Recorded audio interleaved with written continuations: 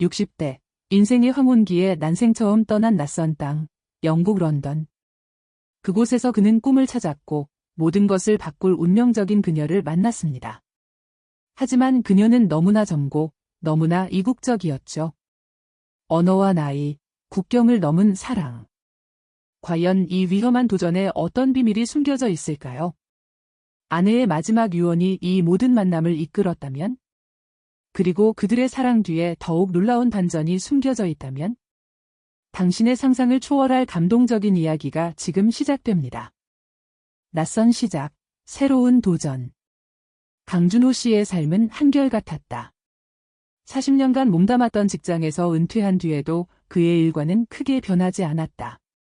매일 아침 조간신문을 읽고 아내와 함께 식사를 하고 오후에는 공원 산책을 나섰다. 그의 삶은 안정적이었지만 어느 날 문득 깊은 권태가 찾아왔다.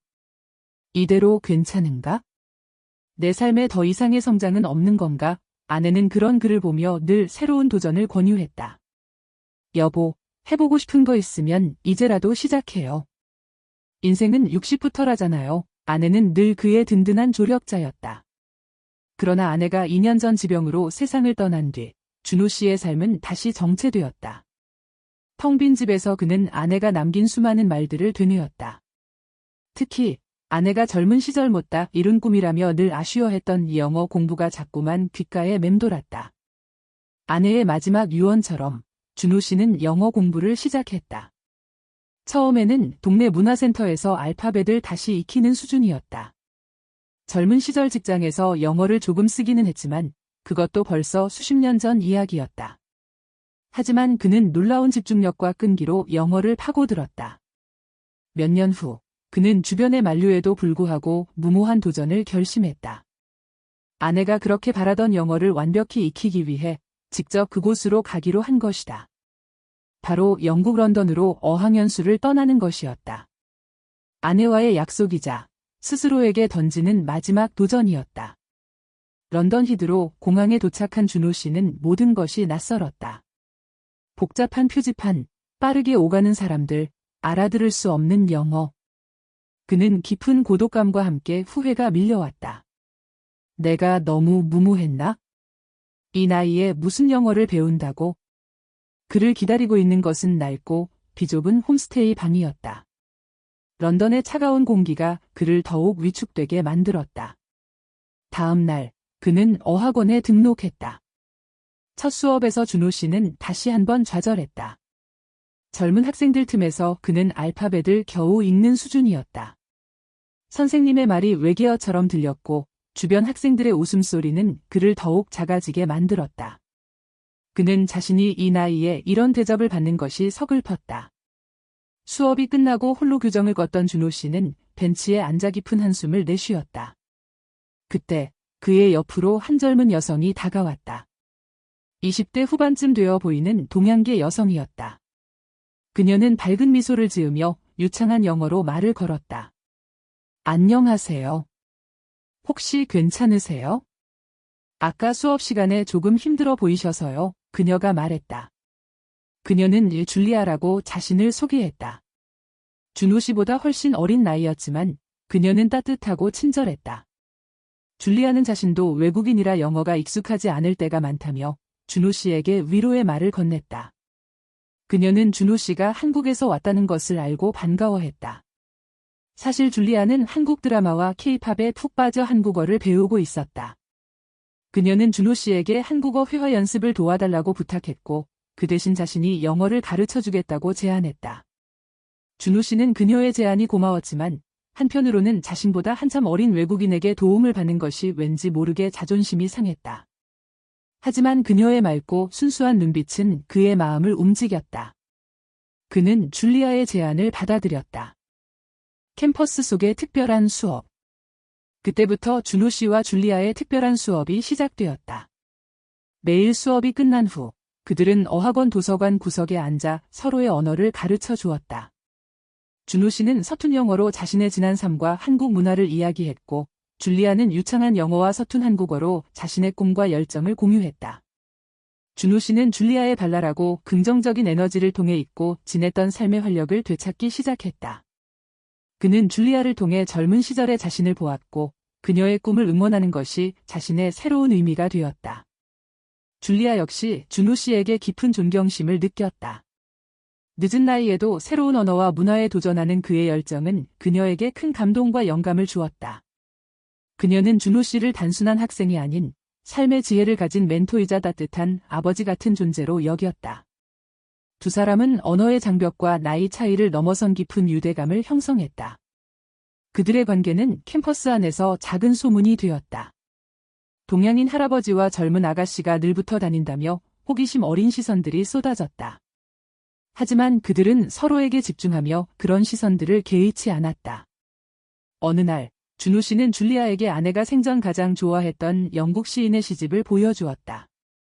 아내가 그 시집을 영어 원문으로 읽고 싶어 했다는 이야기를 하자, 줄리아는 준호 씨를 위해 매일 그 시들을 읽어주고 해석해주기 시작했다. 준호 씨는 줄리아의 목소리로 듣는 시들을 통해 아내와의 추억을 다시금 느끼는 듯했다. 그는 줄리아의 따뜻함과 순수함에 점점 더 이끌렸다. 그것은 단순한 동료애나 존경심을 넘어선 이성적인 끌림이었다. 황혼기에 찾아온 이 낯선 감정에 준호 씨는 당황스러웠다. 줄리아 역시 준호 씨에게 묘한 감정을 느끼기 시작했다. 그의 연륜에서 묻어나는 지혜와 넉넉함, 그리고 자신을 향한 따뜻한 시선은 그녀의 마음을 흔들었다. 그녀는 준호 씨를 만나기 전까지 느껴보지 못했던 안정감과 평온함을 느꼈다. 두 사람의 감정은 언어의 장벽을 넘어선 무언의 신호로 교환되고 있었다. 캠퍼스 벤치에 나란히 앉아 책을 읽는 뒷모습은 영락없는 연인의 모습이었다. 하지만 준호 씨는 자신의 감정을 애써 외면했다. 죽은 아내에 대한 죄책감, 그리고 30년이 넘게 나는 나이 차이가 그를 짓눌렀다. 줄리아에게도 자신과 같은 감정이 싹트고 있다는 것을 알았지만 그는 감히 그 감정을 받아들일 수 없었다. 그는 자신의 욕심 때문에 어린 줄리아의 앞날을 망치고 싶지 않았다. 그래서 그는 줄리아에게 조금씩 거리를 두기 시작했다. 줄리아는 준호 씨의 변화를 눈치챘고 그의 행동에 상처를 받았다. 그녀는 자신이 무엇을 잘못했는지 몰라 혼란스러웠다. 사라진 그녀와 감춰진 진실. 준호 씨는 줄리아에게 이유도 말해주지 않은 채 갑자기 어학원 수업을 빠지기 시작했다. 줄리아는 걱정스러운 마음에 준호 씨의 홈스테이 집으로 찾아갔지만 그는 문을 열어주지 않았다. 결국 줄리아는 준호 씨를 이해할 수 없었고 깊은 상처와 함께 그를 원망하기 시작했다. 그렇게 두 사람은 서로에게 아픈 상처를 남긴 채 멀어져 가는 듯했다. 준호 씨는 줄리아에게 상처를 주는 것이 고통스러웠지만 그와의 관계를 끝내는 것이 그녀를 위한 최선이라고 생각했다. 그는 외로운 시간을 보내며 런던의 거리를 정처 없이 헤매었다. 그러던 어느 날 그는 우연히 길거리에서 그림을 그리고 있는 한 젊은 여인을 발견했다. 그녀는 준호 씨를 보더니 깜짝 놀라며 그림을 서둘러 감추었다. 그녀의 이름은 미나였다. 미나는 자신을 한국인이라고 소개했다. 그녀는 준호 씨에게 자신이 그린 그림을 보여주었다. 그 그림은 놀랍게도 준호 씨의 아내가 생전에 가장 좋아했던 영국 시인의 시에 영감을 받아 그린 그림이었다. 준호 씨는 소름이 돋았다. 미나는 그림을 그리며 말했다. 이 시는 저희 어머니가 가장 좋아했던 시예요. 어머니는 이 시를 외우다시피 하셨죠. 준호 씨는 미나에게 어머니에 대해 더 자세히 물었다. 미나는 자신의 어머니가 젊은 시절 영국으로 유학을 왔었지만 불의의 사고로 모든 것을 잃고 한국으로 돌아갔다고 했다. 그리고 어머니는 늘 내 인생의 마지막 꿈은 영어를 완벽하게 익히는 것이었어. 그리고 그 꿈을 대신 이뤄줄 누군가를 만나는 것이었지, 라고 말했다고 했다. 준호 씨는 직감적으로 미나의 어머니가 자신의 아내와 어떤 관련이 있음을 느꼈다. 미나는 가방에서 낡은 사진 한 장을 꺼냈다. 사진 속에는 젊은 시절의 미나, 어머니와 준호 씨의 아내가 나란히 웃고 있었다. 두 사람은 어학원에서 함께 영어를 공부했던 절친한 친구였던 것이다. 그리고 미나의 어머니는 준호 씨의 아내가 생전 그토록 좋아했던 영국 시인의 시를 처음 소개해 준 사람이었다. 미나는 어머니가 남긴 유품 속에서 준호 씨의 아내와 주고받았던 편지들을 발견했다고 했다. 그 편지들 속에는 두 친구의 꿈과 열정, 그리고 영어 공부에 대한 열망이 가득 담겨 있었다. 그리고 미나의 어머니는 편지에서 준호 씨의 아내에게 내 남편은 정말 좋은 사람 같아. 너에게 꼭 좋은 선생님이 되어줄 거야 라는 말을 남기기도 했다. 준호 씨는 눈물을 흘렸다. 아내가 그토록 영어 공부에 대한 아쉬움을 표했던 이유, 그리고 자신에게 유학을 권했던 이유가 바로 여기에 있었다니. 아내는 미나의 어머니를 통해 영어를 사랑하게 되었고 그 꿈을 자신이 대신 이뤄주기를 바랐던 것이다. 그리고 남편에게 좋은 선생님이 되어줄 것이라 말했던 것이었다. 미나를 만난 것은 우연이 아니라 아내가 그에게 남긴 마지막 선물 같은 것이었다. 미나는 준호 씨에게 낡은 일기장 하나를 내밀었다. 그것은 자신의 어머니가 젊은 시절 영국에서 유학할 때 썼던 일기장이었다. 일기장에는 어머니가 어학원에서 만난 한 한국인 남성을 짝사랑했던 이야기가 담겨 있었다. 어머니는 그 남성을 선생님이라고 부르며 그의 가르침을 통해 삶의 용기를 얻었다고 했다. 그리고 그 남성은 그녀에게 별표 5월의 눈꽃 별표이라는 별명을 지어주었다고 했다. 5월의 눈꽃은 자신의 꿈과 희망을 밝히는 존재라는 의미였다. 일기장 마지막 페이지에는 어머니가 그 남성에게 차마 전하지 못했던 고백이 쓰여 있었다. 저는 5월의 눈꽃이 되어 당신의 삶을 환하게 밝혀주고 싶었습니다. 하지만 당신에게는 이미 사랑하는 아내가 있었죠. 저는 먼 발치에서 당신의 행복을 빌었습니다. 언젠가 당신의 삶이 힘들어질 때 당신의 5월의 눈꽃이 당신에게 다시 빛을 선물할 수 있기를 바라며. 준호 씨는 일기장을 읽다가 온몸이 굳어버렸다. 5월의 눈꽃? 그 별명은 자신이 젊은 시절 어학원에서 만났던 한 여학생에게 지어주었던 별명이었다. 그녀는 그림을 잘 그렸지만 소심한 성격이었고 늘 기가 죽어 있었다. 자신이 그녀에게 용기를 주기 위해 지어주었던 별명이었다. 그리고 그 여학생이 바로 미나의 어머니였다니. 충격이었다. 자신의 아내와 절친이었던 미나의 어머니가 자신을 짝사랑했다니. 그리고 아내는 이 사실을 알면서도 자신에게 유학을 권하고 미나를 만나게 했던 것이다. 아내의 마지막 배려이자 그가 미처 알지 못했던 아내의 넓은 사랑이었다. 아내는 준호 씨가 자신의 첫사랑을 다시 만나 못다 이룬 사랑을 이룰 기회를 주려 했던 것이다. 하지만 준호 씨에게는 이미 아내가 있었고 그의 마음은 오직 아내에게만 향해 있었다. 그는 자신의 아내가 얼마나 숭고한 사랑을 베풀었는지 이제야 깨달았다. 언어를 넘어선 사랑. 준호 씨는 미나에게 모든 진실을 털어놓았다. 자신이 미나의 어머니에게 5월의 눈꽃이라는 별명을 지어주었던 사람이었으며 아내가 그 사실을 알고 있었다는 것까지. 미나는 믿을 수 없다는 표정을 지었다. 그녀는 어머니의 일기장 속 짝사랑 상대가 바로 준호 씨였다는 사실에 놀라움과 함께 깊은 감동을 느꼈다. 어머니는 평생 당신을 잊지 못하셨어요. 제가 어릴 때부터 항상 5월의 눈꽃 이야기를 해주셨죠. 당신을 만났을 때 왠지 모르게 끌렸던 이유가 바로 이것이었군요. 미나가 눈물을 흘리며 말했다. 두 사람은 아내와 미나 어머니라는 연결고리, 그리고 5월의 눈꽃이라는 특별한 별명을 통해 더욱 깊은 유대감을 형성했다. 그들은 서로에게 과거의 아픔을 치유해주는 존재가 되었다. 준호 씨는 미나의 어머니에게 미처 전하지 못했던 진심을 이제 미나를 통해 전할 수 있었다. 그는 미나의 어머니에게 받았던 용기와 희망에 감사했고 그녀가 남긴 그림을 통해 세상에 위로를 전하는 미나의 모습을 자랑스러워했다. 미나는 준호 씨의 따뜻함 속에서 어머니의 그림자를 보았고 잊고 지냈던 어머니와의 추억을 다시금 떠올렸다.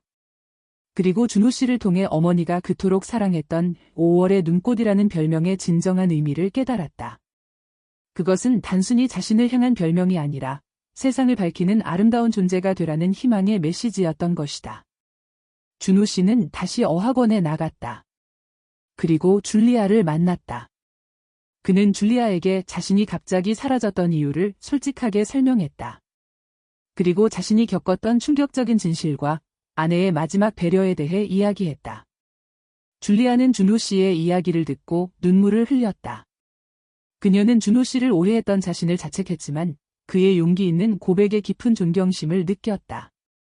줄리아가 말했다. 저는 선생님을 통해 언어를 배웠지만 그보다 더 중요한 것을 배웠어요. 사랑은 말로만 하는 것이 아니라 마음으로 이해하고 기다려주는 것이라는 거려. 그리고 나이 차이는 중요하지 않다는 것도요. 두 사람은 다시 함께 언어 공부를 시작했다. 이번에는 그들의 관계가 훨씬 더 단단해지고 깊어졌다. 준호 씨는 줄리아의 밝은 에너지 속에서 삶의 새로운 활력을 얻었고, 줄리아는 준호 씨의 지혜와 경험 속에서 삶의 방향을 찾았다. 그들은 서로에게 언어의 스승이자 삶의 동반자가 되어 주었다. 이국의 캠퍼스에서 피어난 마지막 사랑. 준호 씨의 어학연수 기간은 어느덧 끝을 향해 가고 있었다. 그는 영어를 유창하게 구사할 수 있게 되었고, 런던에서의 삶은 그에게 새로운 의미로 다가왔다. 아내와의 약속을 지켰을 뿐만 아니라 그곳에서 줄리아라는 소중한 인연을 만났기 때문이었다. 어학원 졸업식 날, 준호 씨는 줄리아와 함께 단상에 올랐다. 그는 유창한 영어로 감사의 말을 전했다. 저는 이곳 런던에서 언어를 배웠지만 그보다 더 위대한 사랑을 배웠습니다. 그리고 저에게 다시금 삶의 의미를 일깨워준 소중한 사람을 만났습니다. 그는 줄리아를 바라보며 미소 지었다. 줄리아의 눈가에는 이슬이 맺혔다. 졸업식 후, 준호 씨는 줄리아에게 한국으로 함께 갈 것을 제안했다. 줄리아, 나와 함께 한국으로 가서 나의 5월의 눈꽃이 되어주지 않겠나? 나의 남은 삶을 당신과 함께 채워가고 싶어, 준호 씨가 줄리아에게 물었다. 줄리아는 망설이지 않았다. 선생님, 저도 선생님의 5월의 눈꽃이 되고 싶어요. 선생님과 함께라면 어디든 좋아요, 줄리아가 답했다. 두 사람은 함께 한국으로 돌아왔다. 준호 씨는 줄리아와 함께 아내가 생전에 좋아했던 시집을 읽고 함께 산책을 하며 평온한 일상을 보냈다. 줄리아는 준호 씨의 곁에서 한국어를 더욱 유창하게 익혔고 한국 문화에 대한 이해를 넓혀갔다. 준호 씨는 줄리아를 통해 젊은 시절의 열정을 되찾았고 줄리아는 준호 씨의 지혜와 사랑 속에서 진정한 행복을 찾았다. 그들의 사랑은 주변 사람들에게도 큰 감동을 주었다. 나이와 국적, 그리고 과거의 아픔을 넘어선 그들의 사랑은 많은 이들에게 희망과 용기를 주었다. 준호 씨는 아내에게 약속했던 영어를 완벽하게 익혔을 뿐만 아니라 아내가 그에게 주려 했던 마지막 선물인 사랑을 줄리아를 통해 완성했다. 아내가 생전에 꿈꿨던 5월의 눈꽃이 이제 준호 씨의 삶을 환하게 비춰주고 있었다. 황혼의 유학길에서 피어난 이 특별한 사랑은 많은 이들에게 깊은 울림을 주었다. 사랑은 나이와 국적을 초월하며 때로는 가장 예상치 못한 곳에서 우리에게 다가와 삶의 새로운 의미를 일깨워준다는 것을 보여주었다. 준호 씨와 줄리아는 서로에게 가장 완벽한 5월의 눈꽃이 되어주며 영원히 함께할 사랑을 만들어갔다. 그들의 이야기는 언어를 넘어선 공감과 이해가 진정한 사랑을 만들어낼 수 있다는 것을 증명했다.